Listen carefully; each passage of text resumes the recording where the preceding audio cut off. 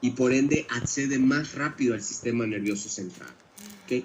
Las benzodiazepinas van a actuar sobre un subconjunto de receptores GABA, específicamente vimos la subunidad, que contiene subunidades de gamma para potenciar la conductancia del cloruro al unirse al GABA. Se postula que este modo de acción tiene, va a crear un techo terapéutico, un efecto de techo, que limita, un efecto de techo que va a limitar la depresión del sistema nervioso central, aunque cuando se combina con otros fármacos, las benzodiazepinas pueden provocar una depresión respiratoria peligrosa. Entonces, en ese tipo de fármacos es muy importante estar monitoreando siempre al paciente, ¿sí? Una característica importante y única de las benzodiazepinas en comparación con los otros sedantes sinópticos, los GABAérgicos, es que se encuentran disponibles un antagonista competitivo para revertir los efectos de las benzodiazepinas, ¿no? Y este es un fármaco que se da como rescate de manera intravenosa, que es el flumazenil. El flumazenil es el antídoto que se da cuando hay intoxicación por benzodiazepinas. ¿Por qué razón? Bueno, revierte rápidamente la depresión del sistema nervioso central asociada a la intoxicación de estas benzodiazepinas. La administración sistémica de flumazenil a pacientes que acuden al servicio de urgencias con sospecha de sobredosis puede provocar convulsiones al precipitar la abstinencia aguda en usuarios crónicos de benzodiazepinas. Eso también es una de las grandes limitantes. El propofol, por ejemplo, va a provocar broncodilatación. Digo, estamos en el sistema nervioso subdividido en parasimpático y simpático, que por ende también nos puede dar depresión respiratoria. Disminuye la resistencia vascular. Por lo tanto, este efecto me va a dar... ¿Qué efecto hay sobre la presión arterial?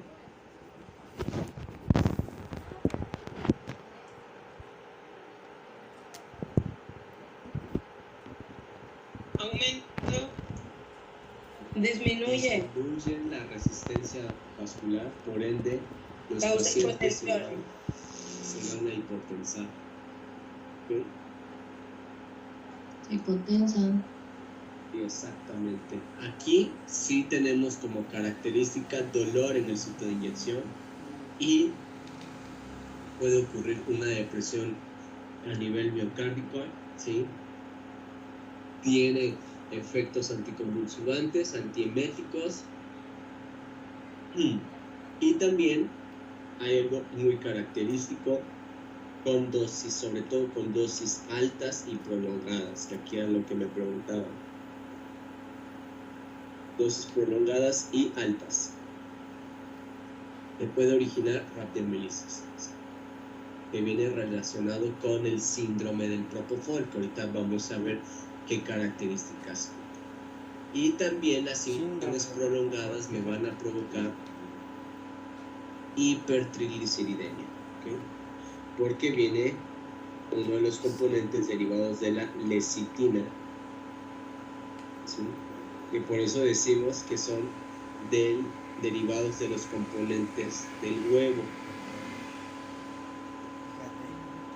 Ojo aquí, sobre todo con los pacientes que son alérgicos al huevo.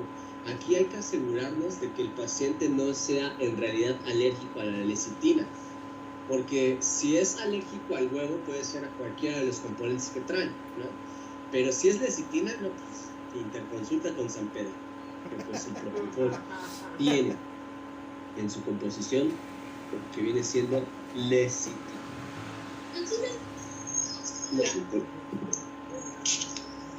La dexmedetomidina, sí, va a provocar bradicardia, nos va a dar analgesia a nivel espinal, una disminución de la pasión, va a preservar la actividad respiratoria, sí, y tiene un efecto variable, ya sea o se hipertensan o se hipotensan.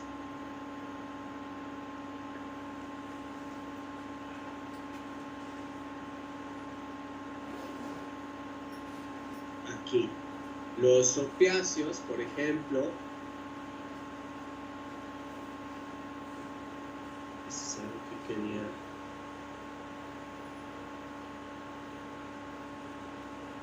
Aquí, dije, ¿dónde los metí?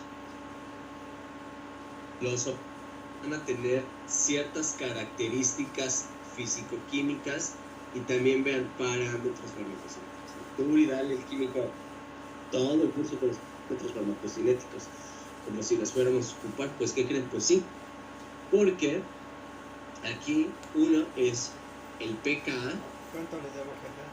Dijimos que el pKa está relacionado con el pH. ¿Cuánto pago le debo? Sí. Y no solamente para la parte de administración, Como 15 ya, creo, ¿no? sino Si no a está nivel más. fisiológico. Que ya sacó casi 15. Sino que No, ya, la verdad es que la coca es la que ya Mejor. hace más. El porcentaje de unión a proteínas plasmáticas, Ya se fueron a los extremos. Gracias a ustedes. y que ya vimos Han que revivido ciertas un muerto. condiciones fisiopatológicas me van a condicionar, ¿no? Ay, es que sí me despierta. El aclaramiento que tenemos, ¿sí? Un aclaramiento a nivel renal, vean cómo es bajo, pero hay otra parte importante que es el rango que hay de extracción a nivel hepático. Por supuesto, el volumen de distribución. Si se dan cuenta, es de prácticamente lo que les hemos pasado recalcando a lo largo de todo nuestro curso, de todo nuestro diplomado. Los parámetros farmacocinéticos y físico-químicos son importantísimos. O sea, aquí está la base de la farmacoterapéutica. Obviamente más la parte farmacodinámica. ¿Okay? Entonces, va a haber una unión de esos opiáceos derivado, ¿sí? A donde se van a unir estos ligandos con sus receptores. ¿Okay? Entonces tenemos receptores mu. Oye, no se me sale, es que ya no me... Kappa y delta. Pero precisamente, ¿sí? Hay receptores involucrados a nivel del músculo liso,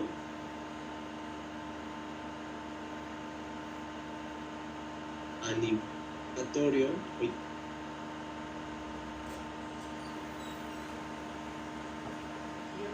músculo liso visceral. Por ende, uno de los efectos esperados con el uso de opioides es la disminución de la motilidad gástrica. O sea, que esos pacientes se van aquí. ¿Qué hacemos para el lunes entonces? ¿Nos ponemos de acuerdo en el día o qué? ¿Sí? Se constipan. ¿Sí me puede, verdad? Yo no sé nada. Si me preguntan, yo no vi. Tú no viste. Estaba cabeceando cuando me fue. Ya nos tomamos Ya la vimos foto. que a nivel del sistema Nos tomamos respiratorio me una puede foto. provocar Ay, una infección respiratoria. Sí, vente, así ya. No, porque ya dónde Y te también, como encontramos. están en ¿Dónde te No, encontramos? para que vea que sí el llegaste con sistema nervioso central, Tómala. Sí, la foto. tiene que ver con el arco y o y esto es por los diferentes receptores que están involucrados, a donde se unen estos opioides.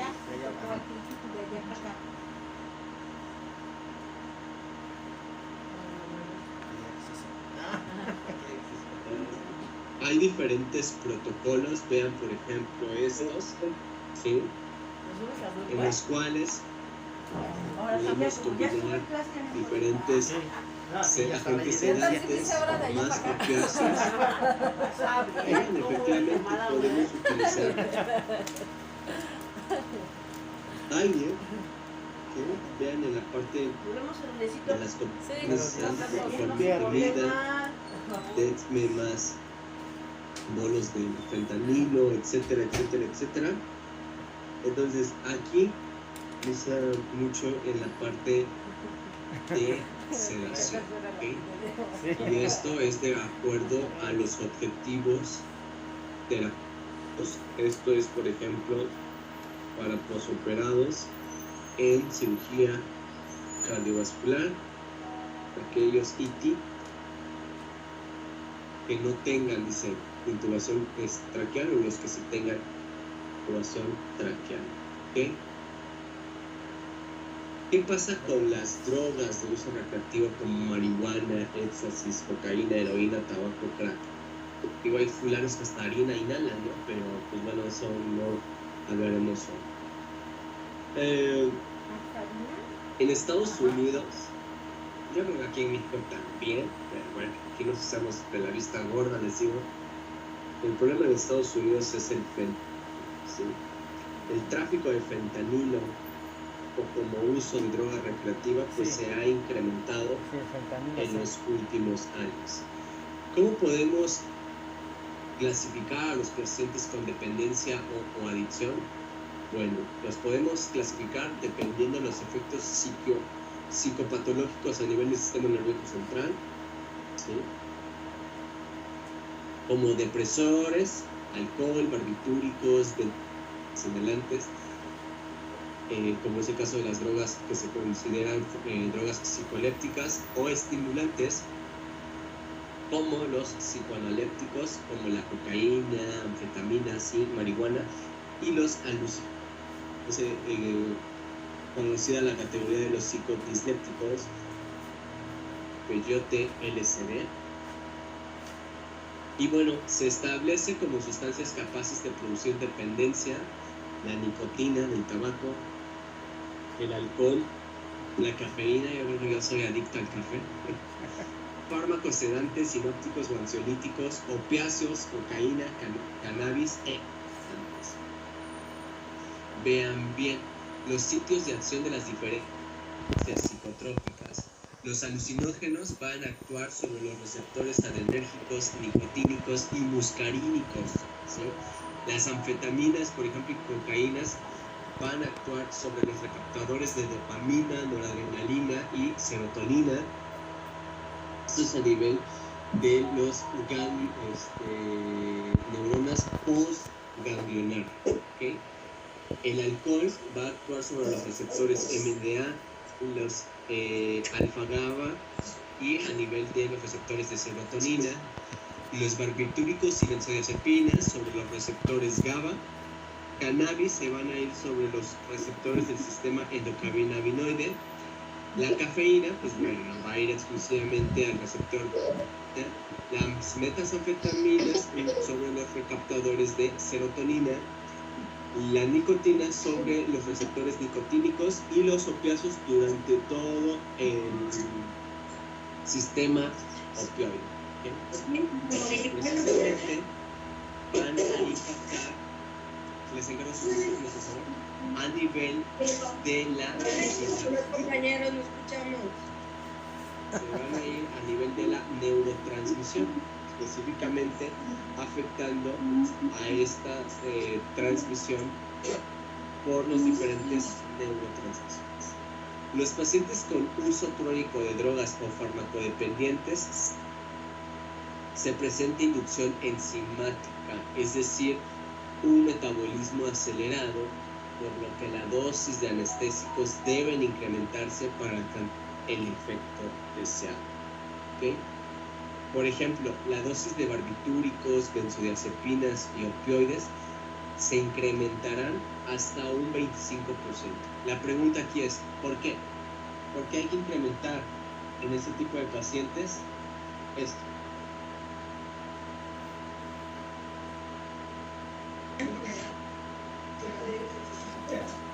Tolerancia.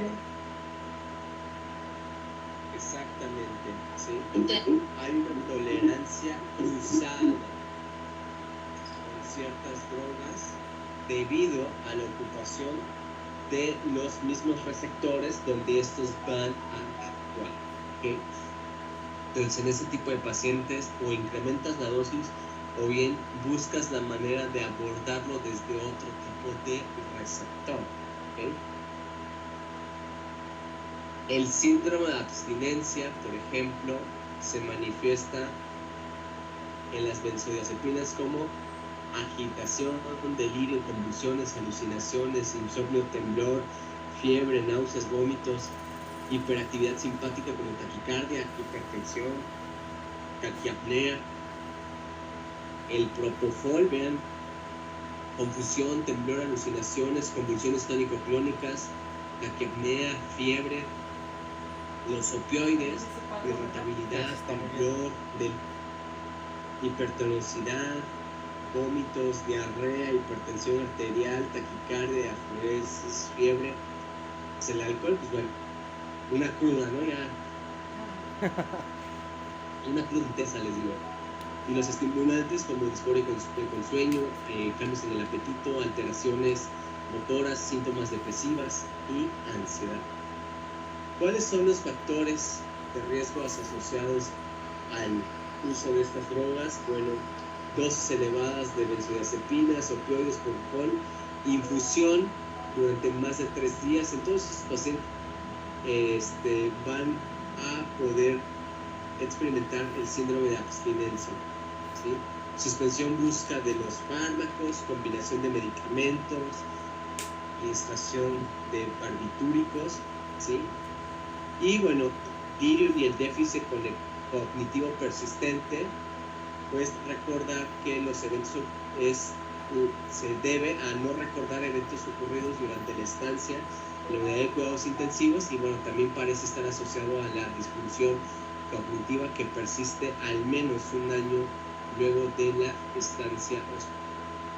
El delirio, pues, es una entidad clínica muy frecuente en la unidad de cuidados intensivos, la cual es reversible, ¿sí?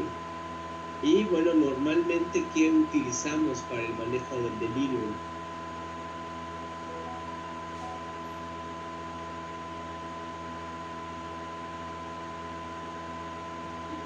¿Aloperidol?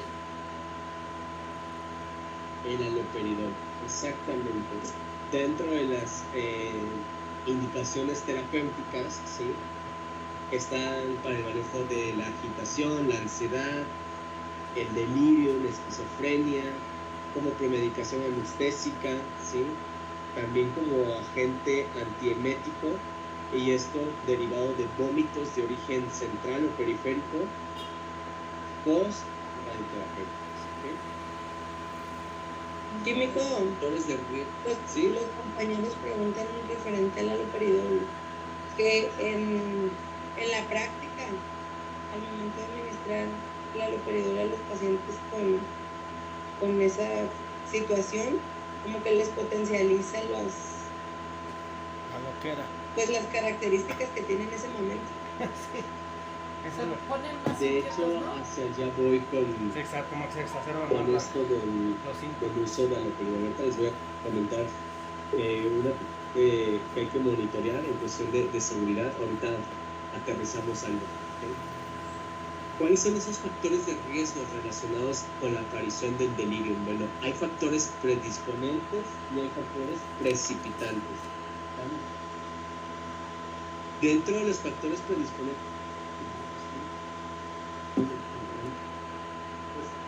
¿sí?, ¿cuáles son esos factores predisponentes? Uno es la edad avanzada, mayores a 65 años.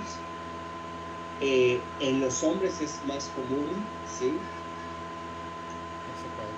enolismo, tabaquismo y el uso previo de ciertos fármacos psicoactivos. En ellos son factores predisponentes, mientras que en los factores precipitantes, bueno, hay unos que están atribuidos a la patología y hay otros que son cuestiones a nivel del ambiente, del entorno.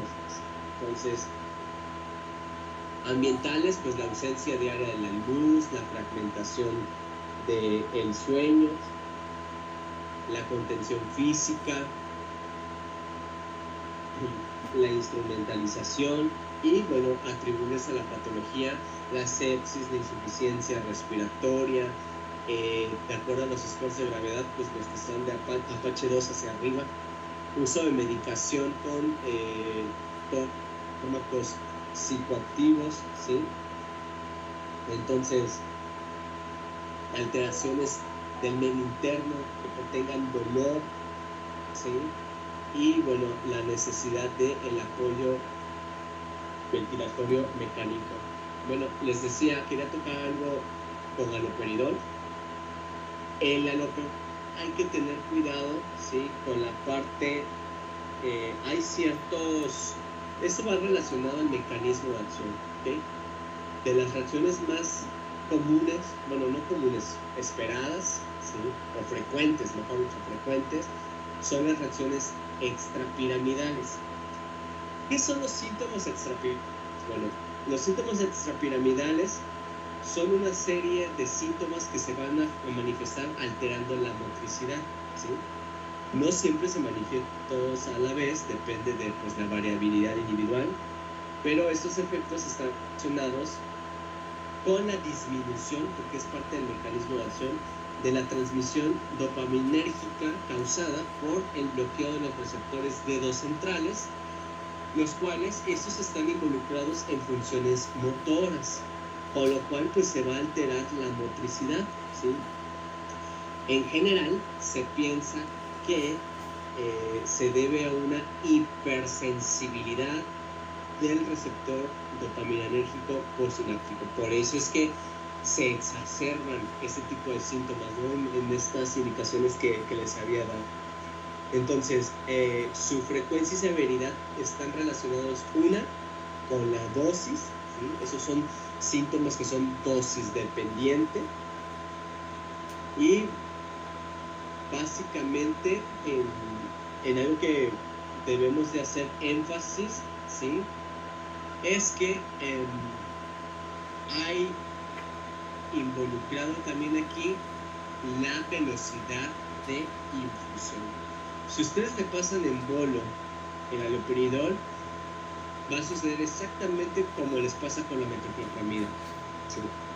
La metoclopramida también, por el mecanismo de acción, puede presentar síntomas a nivel extrapiramidal, ¿ok?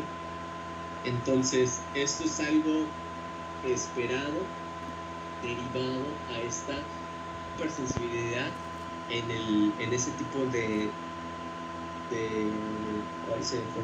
neuronas, ¿sí? En las cuales pueden ustedes observar eso, que es bueno, le doy para tranquilizar, el paciente está más agitado. Pues por ahí revisen entonces cómo están administrando el haloperidol, ¿okay? Eso es lo que quería yo comentarles, ¿no? Entonces les decía que el haloperidol es el medicamento recomendado para el delirio en el enfermo grave, comenzando con dosis bajas, 0.5 miligramos, pero no sobrepasar la dosis máxima, ¿sí?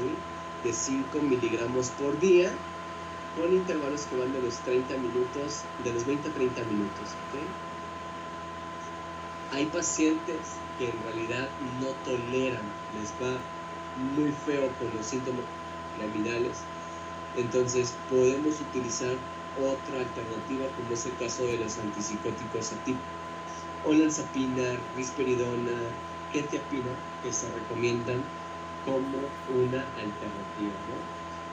Esos fármacos van a empezar a ser muy común en sus unidades debido al dichoso código morado, ¿no? Que ahora pues ya nos toca atender a este tipo de pacientes en la institución, ¿okay?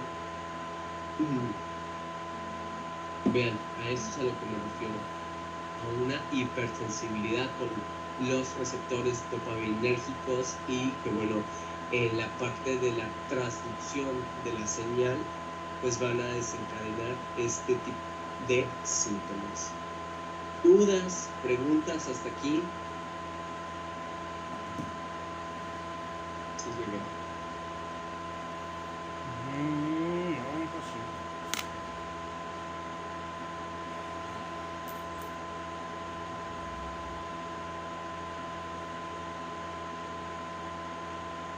Yo sé que hoy fue intenso, o sea, esto lo teníamos ya contemplado, y bueno, dura para un mes. La verdad es que ustedes son afortunados porque normalmente se lo damos en 2 horas y no sé si el que entendió, entendió. Entonces, es parte del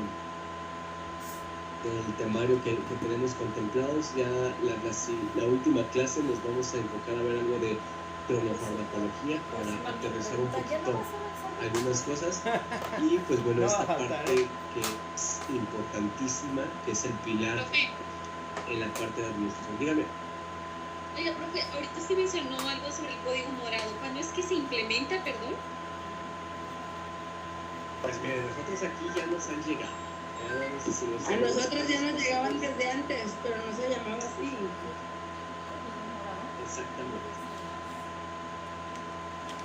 Así ya tiene rato. ¿Cómo se lee ese? No me acuerdo. Propofol y dexmedetomidina deben ir en refrigeración. Stephanie no, de hecho lo dije al inicio de la clase, ¿sí? El propofol no necesita refrigeración. Puede usted leer libremente qué le dice el fabricante. Digo, hemos manejado aquí como 4 o 5 presentaciones de propofol y ninguna ha requerido